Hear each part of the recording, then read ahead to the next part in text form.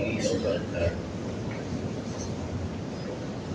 الحمد لله رب العالمين، والصلاة والسلام على سيد الأنبياء والمرسلين وعلى آله الطيبين الطاهرين وأصحابه الأكرمين أجمعين. أعوذ بالله من الشيطان الرجيم. بسم الله الرحمن الرحيم.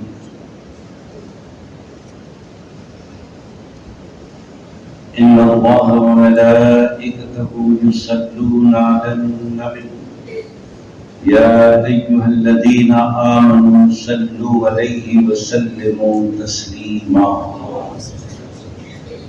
اللهم صل على سيدنا شفيعنا ومولانا محمد وعلى آل سيدنا شفيعنا ومولانا محمد وبارك وسلم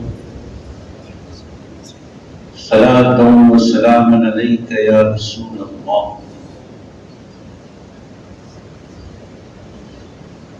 اللہ تبارک و تعالیٰ کا فضل و کرم ہے کہ اس نے ہمیں آقائے نامدار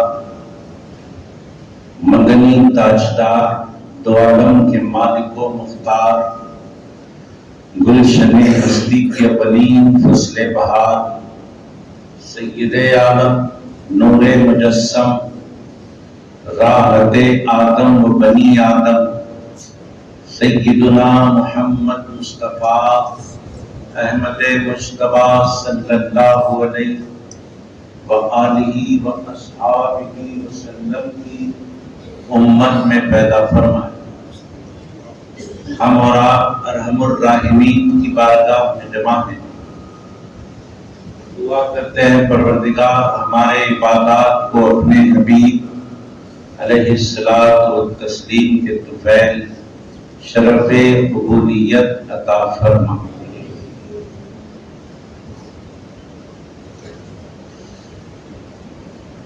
آج ہم حکمت کے بارے میں بات کریں. حکمت اپنے وقت کے اندر انشاءاللہ تعالی اس موضوع پر بات ہوگی اور ہم سب قرآن اور حدیث سے استفادہ کریں.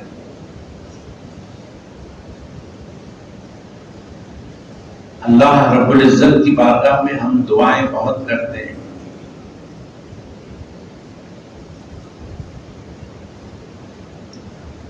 دنیا مانگتے ہیں، آخرت مانگتے ہیں، بہت کچھ مانگتے ہیں، لیکن ایک چیز مانگنے کی ہے جو ہم سے مانگنے میں رہ جاتی ہے. آپ سب اپنے آپ غور کر لیں. اتنی زندگی کا سفر ہم طے کر چکے ہیں. کوئی 20 سال کا ہے، کوئی 40 سال کا ہے، کوئی 60 سال والا ہے، کوئی 70 سال والا. ہم بزرگ بیٹھے تھے،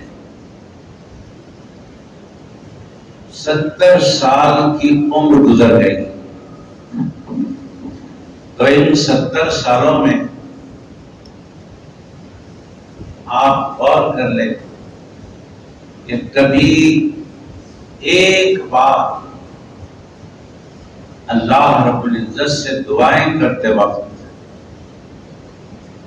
کبھی حکمت مانگی گئی؟ یہ غور کرتے ہیں. اے اللہ مجھے حکمت عطا فرما. اس مجمع میں 70 سال والے بزرگ ہوں گے تو وہ غور کر لیں، اپنے 70 سال زندگی کو دیکھیں اپنے سامنے لا کر اور غور کریں کہ ان 70 سالوں میں کبھی ایک بار میں نے اللہ سے کیا حکمت مانگا کہ نہیں. اور میں پورے یقین کے ساتھ کہہ سکتا ہوں کہ حکمت ہو سکتا ہے 100 میں سے ایک آدمی مانگا ہوگا، 99% لوگ حکمت مانگنے سے رہ جاتے ہیں، اور جبکہ حکمت اللہ کی نعمتوں میں سے، اللہ کی بڑی نعمتوں میں سے ایک نعمت کا نام حکمت ہے۔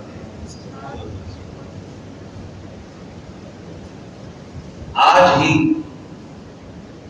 اور اب ہی ہم اللہ سے مانگیں گے کہ اے اللہ، جتنے یہاں جمع ہیں سب کو حکمت کی نعمت عطا فرما۔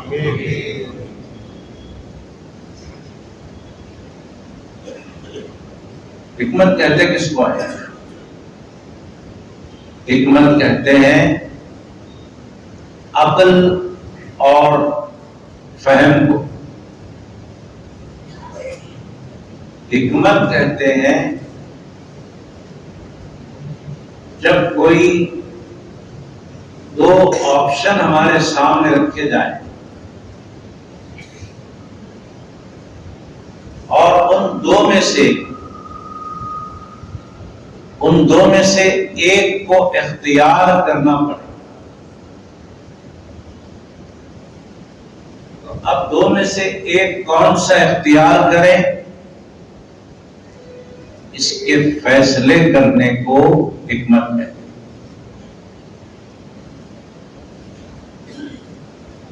دونوں باتیں ہمارے سامنے، دو میں سے کسی ایک کا ہمیں فیصلہ کرنا ہے، اس فیصلے کو حکمت کہتے ہیں۔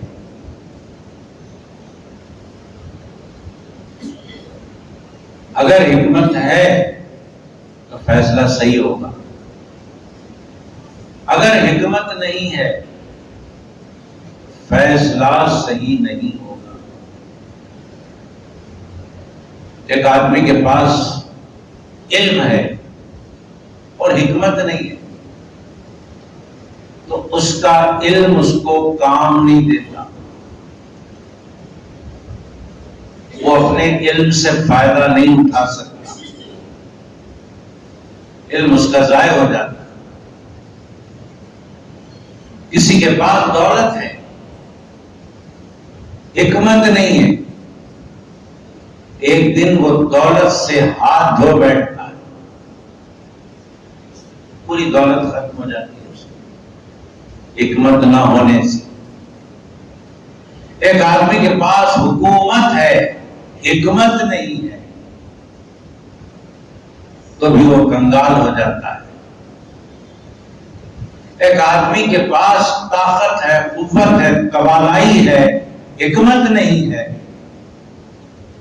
نقصان میں پڑ جاتا ہے۔ تو حکمت ایک ایسی ضروری بات ہے، ایک ایسی ضروری نعمت ہے انسان کے لیے جو انسان کو صحیح فیصلہ کرنے پر مدد دیتی ہے۔ دولت حکمت مانگنا چاہیے اللہ سے۔ اللہ رب العزت نے حضرت لقمان سے فرمایا، لقمان اللہ کے بڑے ہی پاس اور نیک بندے تھے جن کا ذکر قرآن پاک میں آیا۔ فرمایا اللہ نے انشکر للہ،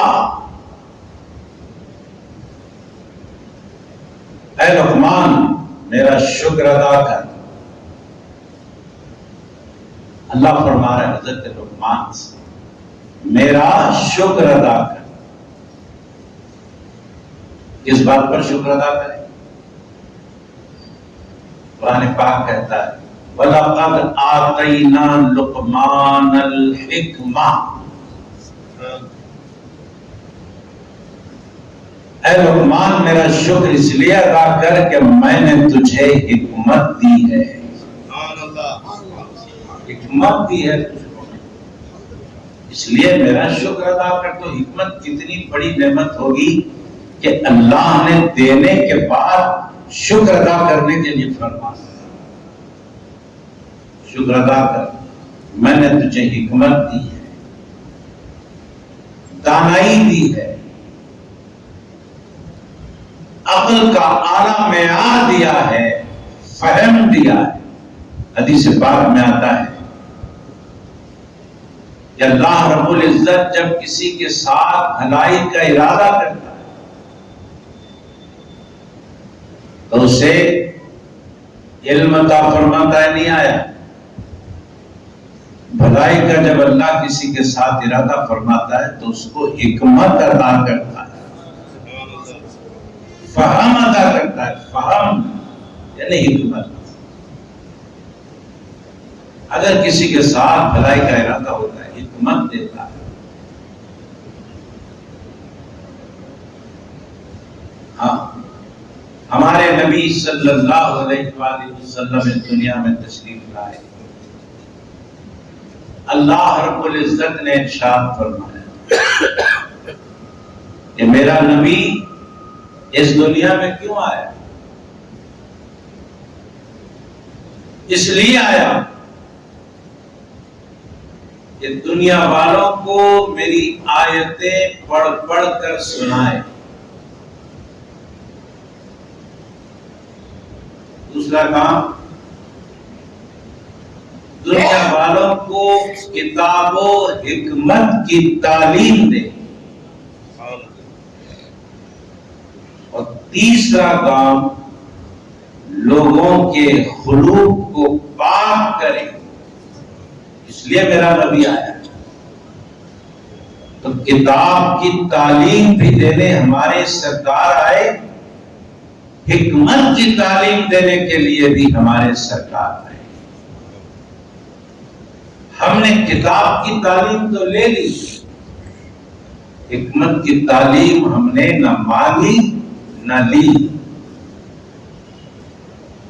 حکمت مانگو، فیصلے صحیح ہوتے ہیں، نقصانات سے بچا جاتا ہے، ترقیوں کی راہیں ہموار ہوتی ہیں.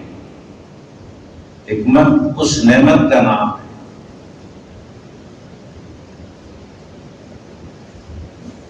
آج کے دور میں بھی ہمیں حکمت سے کام لینا ہے. قدم قدم پر حکمت کا ہمیں استعمال کرنا.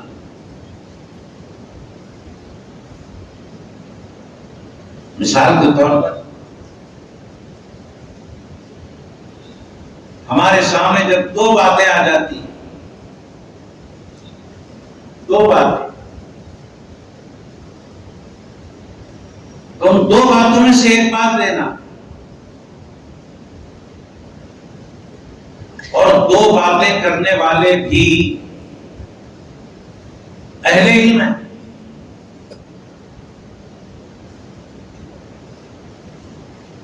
دو متضاد باتیں کرنے والے، دو ٹکراؤ والی باتیں کرنے والے دونوں بھی اہل علم ہیں.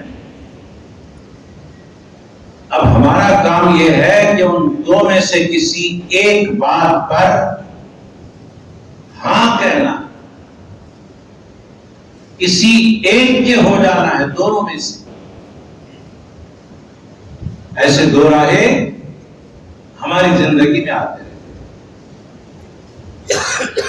اور یہ دو قسم کی باتیں کرنے والے بھی اہل علم ہوتے ہیں. یہ بھی عالم ہے، وہ بھی عالم ہے. یہ بھی قرآن جانتے ہیں، وہ بھی قرآن جانتے ہیں. یہ بھی حدیث جانتے ہیں، وہ بھی حدیث جانتے ہیں. اب ہمیں یہ فیصلہ کرنا ہے دونوں کی باتیں سن کر ادھر جائیں کہ ادھر جائیں. یہاں ہمیں حکمت کی ضرورت پڑتی ہے. اگر یہاں ہم نے حکمت کا ساتھ چھوڑ دیا تو پھر کئی لوگ ہیں جو حکمت کا ساتھ چھوڑ کر غلط فیصلوں پر اٹل ہو گئے. مثال کے طور ایک عالم کہتا ہے کہ نبی پاک علیہ السلام پر جادو کا اثر ہوا،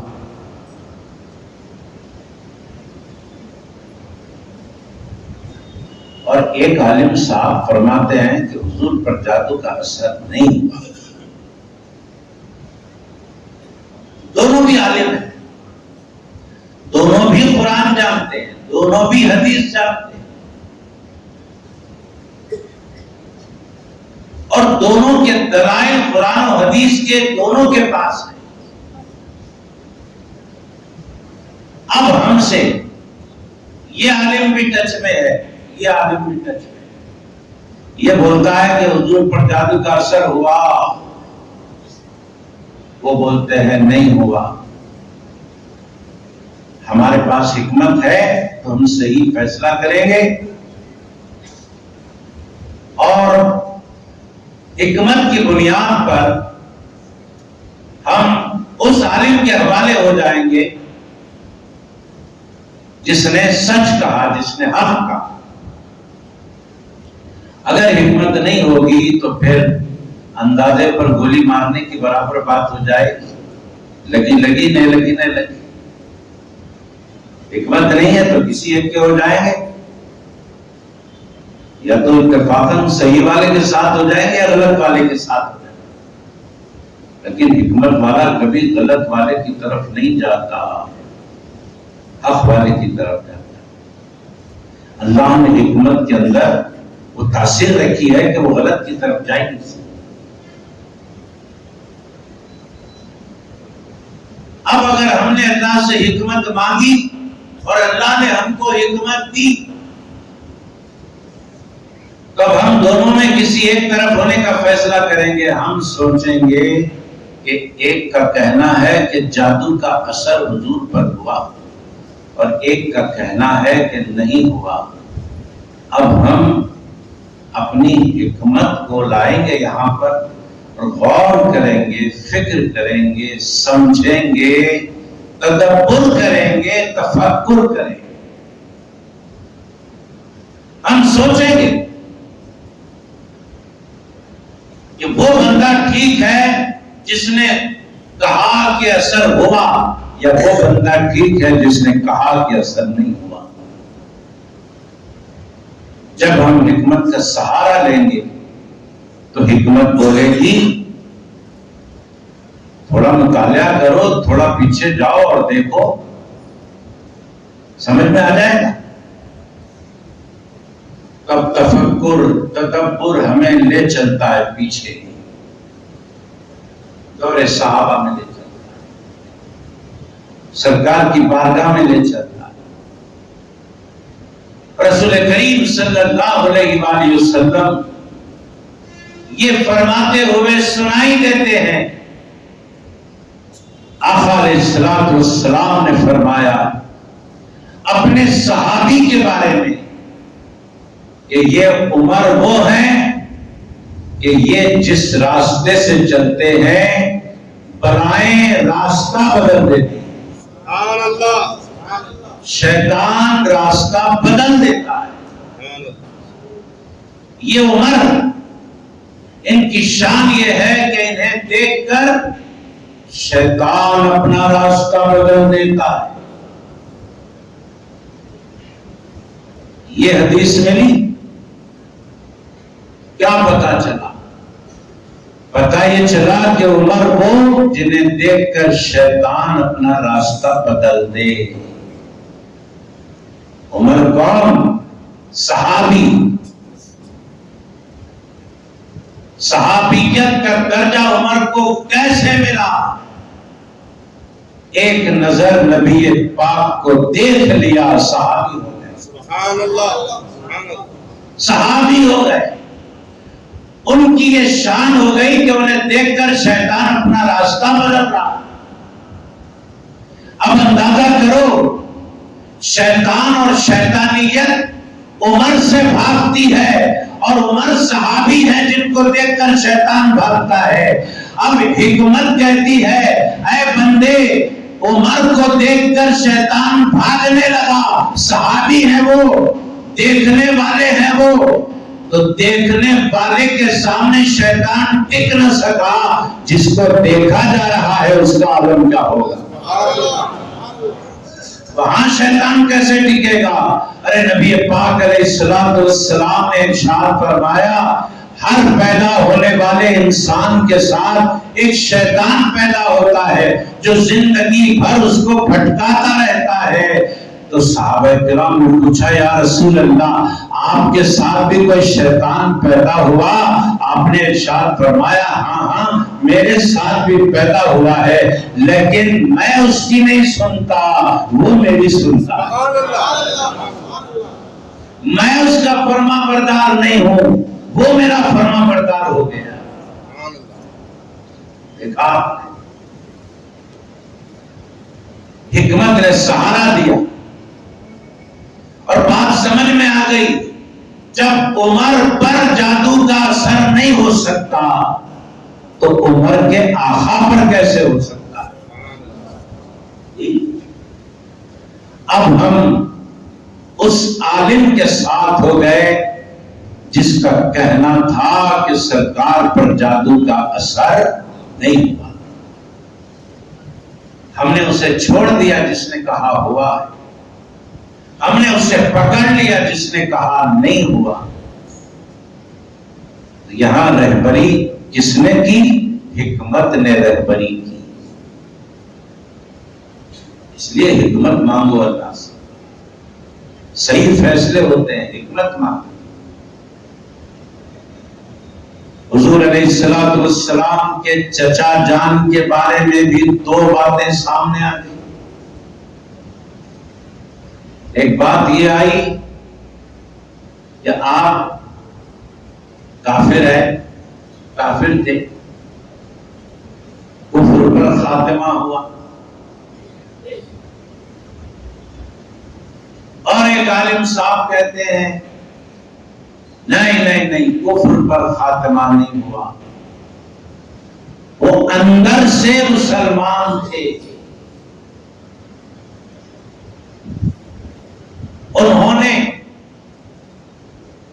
حالات کو مد نظر رکھتے ہوئے اپنے ایمان کا اعلان نہیں کیا۔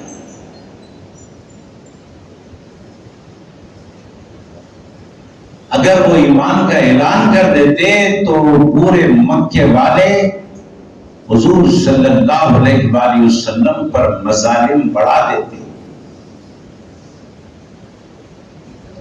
پورا مکہ ہمارے سرکار پر اس لیے حملہ آور نہیں ہو رہا تھا کہ ہمارے سرکار کے چچا ابو طالب ہیں، ابو طالب کی عزت تھی مکے میں، اور ابو طالب کی صورت سے مکے والے ہمارے سرکار پر مظالم نہیں کھاتے، کیونکہ یہ ابو طالب کے بھتیجے ہیں، اگر ان پر ہم ظلم کریں گے تو پھر ابو طالب جن کا ہم احترام کرتے ہیں انہیں تکلیف ہوگی۔ حضرت ابو طالب نے بھی یہی سوچا اگر میں اپنے اسلام و ایمان کا اعلان کر دوں تو مکے والے مجھے بھی خاطر میں نہیں لائیں گے، اور مجھے خاطر میں لائیں یا نہ لائیں پرواہ نہیں، حضور صلی اللہ علیہ وآلہ وسلم کو تکلیفیں دیں گے تو میں اپنے ایمان و اسلام کو چھپا لوں تاکہ میری خاطر سرور کائنات پر مکے والے ظلم سے رک جائیں۔ یہ مطلب تھا۔ ابو بکر صدیق نے اعلان کر دیا، عمر فاروق نے اعلان کر دیا، ابو ذر غفاری نے اعلان کر دیا، عثمان و علی نے اعلان کر دیا علیہ السلام۔ تو ابو طالب اعلان کرنے سے کیوں پیچھے ہٹتے؟ جبکہ حضرت ابو طالب کے اشعار میں ایک شعر ہے، اس شعر میں واضح طور پر انہوں نے کہہ دیا کہ تمام دینوں میں سب سے بہتر دین محمد کا دین ہے۔ کہہ دیا، اشارے میں کہہ دیا کہ میرے اندر اسلام ہے، میرے اندر دین ہے. کہہ دیا اشارہ، بتا دیا لوگوں کو کہ میرے اندر کیا ہے. پھر وہ بات میں باہر زبان پہ کیوں نہیں لاتا؟ اس لیے نہیں لاتا کہ اگر لاؤں تو پھر جو کافر اپنا ہاتھ روکے ہوئے ہیں میری وجہ سے، اب وہ ہاتھ نہیں رکیں گے. سرکار دو عالم علیہ السلام کے اسلام پھیلانے میں رکاوٹیں پیدا ہو جائیں، اس خاطر وہ خاموش رہے. اب ایک عالم کہتا ہے کفر پر مرے، ایک عالم صاحب کہتے ہیں نہیں نہیں ایمان چھپائے ہوئے تھے. اب دونوں میں فیصلہ ہمیں کرنا ہے کہ بھائی اس عالم کو پکڑیں کہ اس عالم کو پکڑیں. اس کی معنی کہ اس کی معنی حکمت یہاں پر سہارا دیتی ہے. حکمت بولتی ہے ابو طالب کی اشعار پر، اس میں دین محمدی کی انہوں نے تعریف کی ہے. حکمت کہتی ہے ابو طالب کو کافر کیسے کہا جا سکتا ہے جبکہ ابو طالب نے اپنی پوری زندگی میں کبھی بت پرستی نہیں کی، بت پرستی کیا ہی نہیں. ابو طالب کو کافر کیسے کہا جا سکتا ہے جبکہ انہوں نے رات دن سرور کائنات علیہ السلام کی خدمت انجام دی، حفاظت کی ہے، سرکار کی پرورش کی ہے.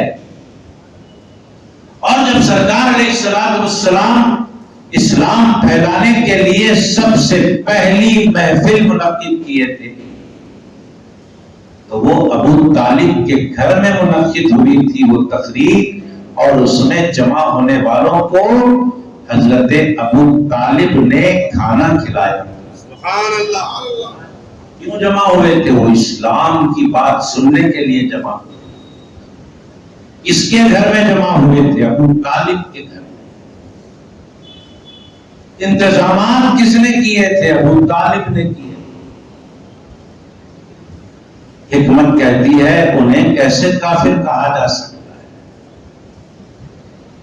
ارے وہ نبی کریم علیہ السلام کی حفاظت اعلان نبوت کے بعد نہیں، نبوت کے اعلان کے پہلے سے ہی ابو طالب نے ہمارے سرکار کی حفاظت شروع کر دی. کیوں؟ ابو بکر کو بعد میں معلوم ہوا یہ اللہ کے نبی ہے، عمر کو بعد میں معلوم ہوا یہ اللہ کے نبی ہے، عثمان کو بعد میں معلوم ہوا، علی کو بعد میں معلوم ہوا، ابو ذر کو بعد میں معلوم ہوا، سلمان فارسی کو بعد میں معلوم ہوا. اعلان سے پہلے اگر کسی کو معلوم ہوا تو اس ذات کا نام ابو طالب ہے. ابھی اعلان نہیں ہوا، یہ سارے صحابہ اعلان کے بعد نبی کو پہچاننے لگے کہ یہ اللہ کے نبی ہیں. حضرت ابو طالب کی پہچان یہ ہے کہ اعلان نبوت سے پہلے بھی حضرت ابو طالب پہچان چکے تھے کہ یہ اللہ کا نبی ہے. اس لیے حفاظت کی حفاظت کی حفاظت کی، اتنی حفاظت کیا آپ نے کہ کبھی آپ پر ایک حرف آنے دی، ہر چیز. تفصیلات بہت ہیں، بس یوں سمجھیے کہ حضور علیہ السلام کو ابو طالب نے اپنی اولاد سے زیادہ چاہا، اپنی اولاد سے زیادہ. تب ایسے موقع پر حکمت بولتی ہے کہ انہیں کافر نہ بولو، یہ تو اللہ کے پاس مومن ہے، کیونکہ یہ ایمان کو اپنے دل میں چھپائے ہوئے ہیں، اور چھپانا بھی ایک مقصد کے لیے۔ حکمت یہاں سہارا دیتی ہے اور ہمیں غلط راہ پر جانے سے بچاتی ہے، کافر بولنے سے بچاتی ہے۔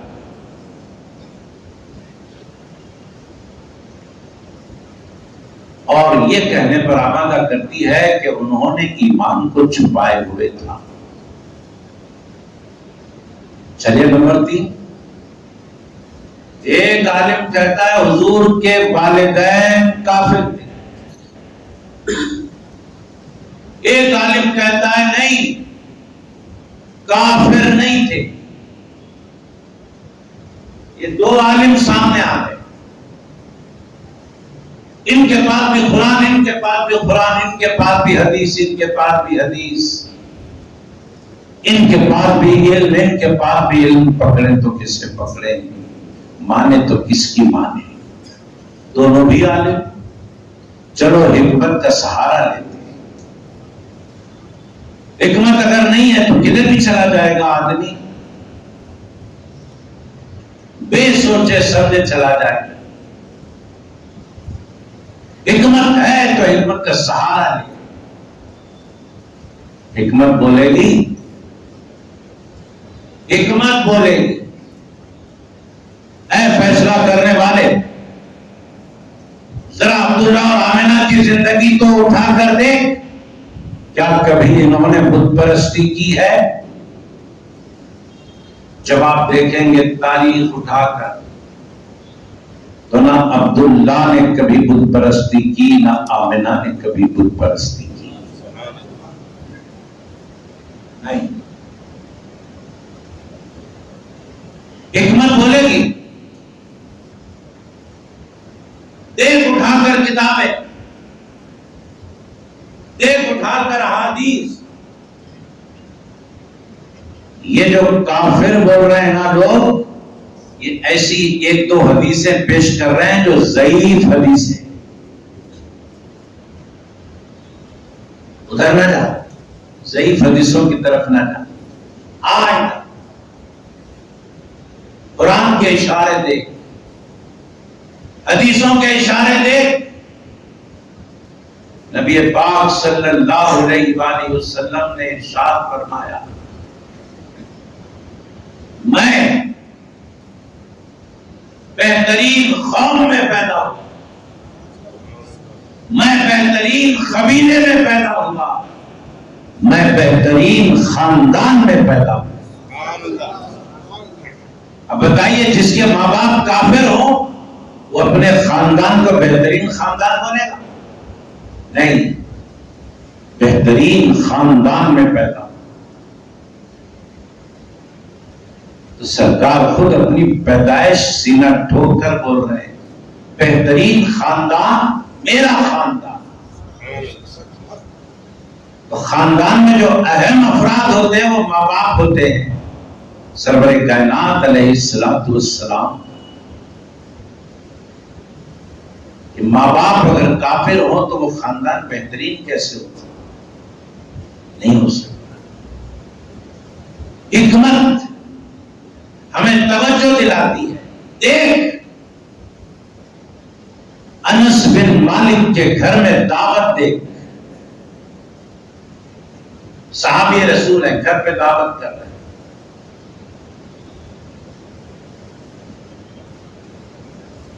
دعوت میں ضرورت پڑی رومال کی۔ حضرت انس نے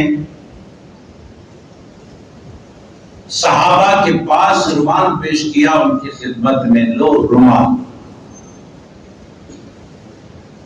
ایک صحابی کے گھر دعوت ہو رہی ہے، صحابہ آئے تھے، انس بن مالک کے گھر دعوت، اور انہوں نے مہمانوں کے آگے رومال پیش کیا، دیکھا کہ بہت میلا تھا۔ حضرت انس نے چاہا کہ رومال کو ہم پاک صاف کر دیں، فوراً اس رومال کو لیا اور آگ میں ڈال دیا، پانی سے نہیں دھویا، آگ میں ڈالا۔ مہمان پریشان کی، یہ میلا رومال ڈال دیا گیا آگ میں، اب تو یہ جل کر راکھ ہو جائے گا، اس کا پتہ بھی نہیں رہے گا۔ کچھ دیر بعد حضرت انس نے وہ رومال نکالا تو صحابہ دیکھ کر حیران ہو گئے کہ وہ رومال بجائے جلنے کے پاک صاف ہو کر نکلا۔ سبحان اللہ۔ صحابہ حیرت میں پڑ گئے اور پوچھنے لگے انس، ہم نے تو دستور دنیا کا دیکھا ہے کہ کپڑا آگ میں ڈالنے کے بعد جل جاتا ہے، یہ کپڑا جلا نہیں، یہ کپڑا جلانے کی وجہ کیا ہے؟ حضرت انس نے فرمایا وجہ یہ ہے کہ ایک بار اس رومال سے سرکار نے اپنا چہرہ پوچھا تھا، اپنا چہرہ پوچھا تھا، اس میں نورانیت آ گئی، اب اس پر آگ اثر نہیں کرتی، اب اس رومال پر آگ اثر نہیں کرتی۔ جب دو عالم سامنے آ گئے، ایک کہتا تھا کہ نبی کے ماں باپ کافر، ایک کہتا تھا نبی کے ماں باپ موحد، ایک کہتا تھا نبی کے ماں باپ جہنم میں جائیں گے چلیں گے، دوسرا کہتا تھا کہ ایسا ہو ہی نہیں سکتا، اس کے پاس بھی قرآن، اس کے پاس بھی قرآن، اس کے پاس بھی حدیث، اس کے پاس بھی حدیث۔ فرق کیا ہے؟ اس کے پاس قرآن اور حدیث تو ہے، حکمت نہیں ہے، اس کے پاس قرآن بھی ہے، حدیث بھی ہے اور حکمت بھی ہے۔ تو حکمت والے نے کہا کہ ایک رومال جس کو 1-2 منٹ کے لیے، 1-2 سیکنڈ کے لیے سرکار نے اپنے بدن سے مس کیا، رومال 1-2 سیکنڈ منٹ کے لیے اپنے بدن سے مس کیا تو اس پر آگ اثر نہیں کرتی، اور بی بی آمنہ اور حضرت عبداللہ وہ شخصیتوں کے نام ہے جن کی پیٹھ اور پیٹ میں یہی سرکار کئی مہینوں تک رہے۔ ایک دو لمحے کپڑے کو ٹچ کرتے ہیں تو آگ اثر نہیں کرتی، ارے جس کے پیٹ میں نبی مہینوں رہے ہوں وہ کیسے آگ میں جل سکتے ہیں؟ جس کی پیٹھ میں عبداللہ کی یہ نور مہینوں رہا ہو، سالوں رہا ہو، وہ کیسے عبداللہ جہنم کی آگ میں جل سکتے ہیں؟ یہ حکمت نے ہمیں شعور دیا۔ تو اللہ سے مانگو تو حکمت مانگو۔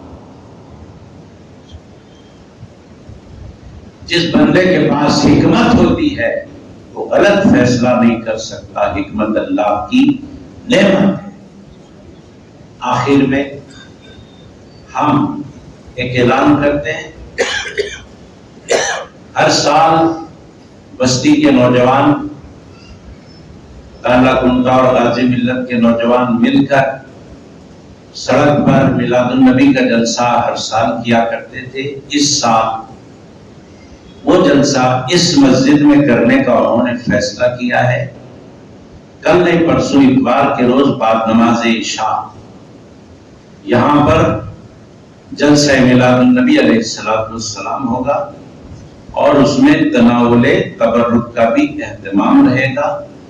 بستی کے نوجوانوں نے آپ سب سے شرکت کی خواہش کی ہے۔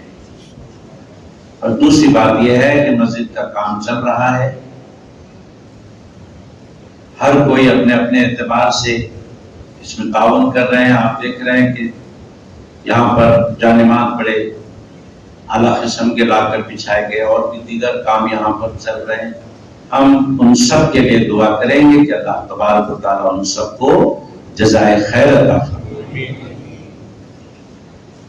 تنظیم محبان مصطفیٰ علیہ السلام کی جانب سے عظیم الشان جلسہ آج بعد نماز عشاء حافظ بابا نگر میں روبرو مسجد عثمان غنی ایک بڑے پیمانے پر جلسہ ہو رہا ہے۔ آج بعد نماز عشاء اس میں انعامات کی تقسیم بھی ہوگی۔ آپ تمام سے اس جلسے میں آج بعد نماز عشاء شرکت کی خواہش کی گئی ہے۔